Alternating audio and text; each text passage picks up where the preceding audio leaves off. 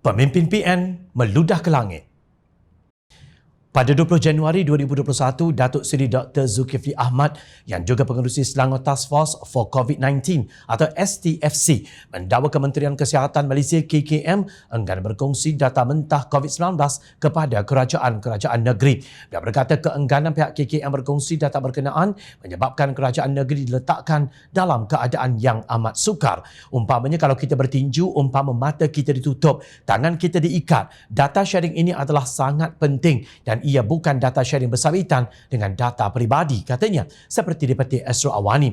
Menurut beliau, perkongsian tersebut adalah jalan keluar untuk kita mengatasi rebakan gelombang ketiga ini dengan berkesan. Saya harapkan perkara ini dapat diperhatikan dan dipertimbangkan dan segera dilaksanakan. Ini juga yang diminta surat terbuka sejumlah pakar kesihatan kepada Perdana Menteri dan saya harap perkara ini dapat diperhalusi dan diambil tindakan segera, tegas beliau ketika itu.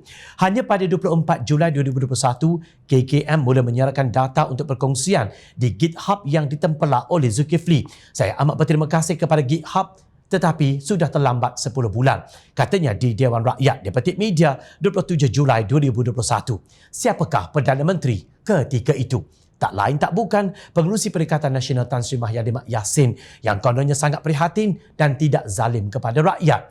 Ketika kerajaan Tebuk Atap beralih daripada kuasa Perikatan Nasional kepada Barisan Nasional pada 21 Ogos 2021, lebih 1.5 juta terkena jangkitan COVID-19. Manakala jumlah kematian ialah 14,168 dan kes yang masih berada dalam unit rawatan berapi ICU ketika itu seramai 1,049 pesakit. Kes tertinggi dilaporkan di negeri Selangor iaitu 44,829 dengan 601 kematian. Lapor Pertubuhan Kesihatan Sedunia WHO pada 22 Ogos 2021.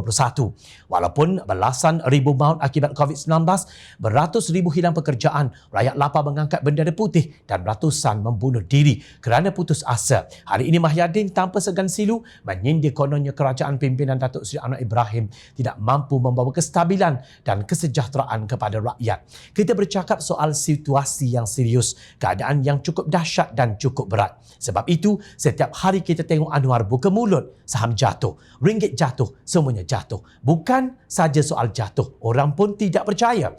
Kata Mahyadin pada Majlis Pelancaran Jendera Pilihan Raya PN Negeri Sembilan, Berita Harian 10 Julai lalu. Menerusi kempen berterusan memburukkan kerajaan perpaduan, kononnya akan tumbang menerusi Tebuk Atap baharu, beliau jelas berharap ia memberi kesan negatif kepada saham, nilai ringgit dan kepercayaan sektor perniagaan. Perbuatan mempelekeh kerajaan perpaduan ini juga dilakukan secara berterusan oleh Presiden PAS Tan Sri Abdul Hadi Awang. Pilihan Raya Umum ke-15 pada tahun lalu menyaksikan negara ditadbir oleh golongan kakistokrasi iaitu negara diperintah oleh mereka yang tidak reti memerintah. Dinamakan sahaja madani, namun kerajaan ini merupakan sebuah kerajaan yang ditadbir secara ikut suka dengan penuh bercelaru, kacau bilau dan sibuk menyaman pengkritik, katanya menerusi satu hantaran di Facebooknya pada 28 Julai lalu. Bagaimanapun cubaan mereka untuk memburukkan kerajaan perpaduan kantoi lagi. Selepas Majlis Peluncuran Ekonomi Madani memperkasa rakyat oleh Perdana Menteri, saham kembali aktif dan nilai ringgit meningkat kepada RM4.55 kepada setiap dolar Amerika. Namun untuk menegakkan benambah sahnya, Abdul Hadi beralih kepada pendekatan menunggang agama dengan menggunakan hadis Rasulullah sallallahu alaihi wasallam yang bermaksud akan datang kepada manusia tahun-tahun yang sangat menggoda, yang ini mengelirukan apabila pembohong dianggap benar, orang yang benar dianggap bohong, amanah diberikan kepada pengkhianat dan dikhianati orang yang benar-benar amanah, dan orang-orang yang jahil bercakap atau menulis perkara yang besar yang berkait dengan umat. Hadis riwayat Ahmad daripada Abu Hurairah. Hadis di atas menunjukkan betapa ramainya pembohong dan penipu yang berlakon dalam masyarakat. Dakwah Hadi tanpa menyebut nama dalam satu hantaran di Facebooknya yang bertajuk Pemerintahan Kakistokrasi pada 1 Ogos lalu. Hakikatnya, rakyat yang peka tahu siapa sebenarnya gerombolan kakistokrasi itu.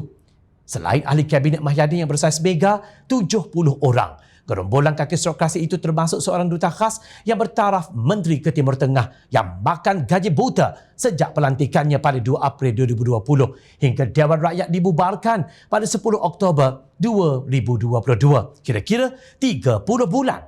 Layakkah kedua-dua kaki ponteng parlimen itu mencemuh kerajaan perpaduan yang begitu gigih mengeluarkan negara daripada kegelapan ekonomi dan ketidakstabilan politik hasil pentadbiran kakistokrasi di zaman mereka berkuasa. Justru perbuatan mereka ini hanyalah ibarat meludah ke langit. Rakyat pengundi bijak sentiasa memerhati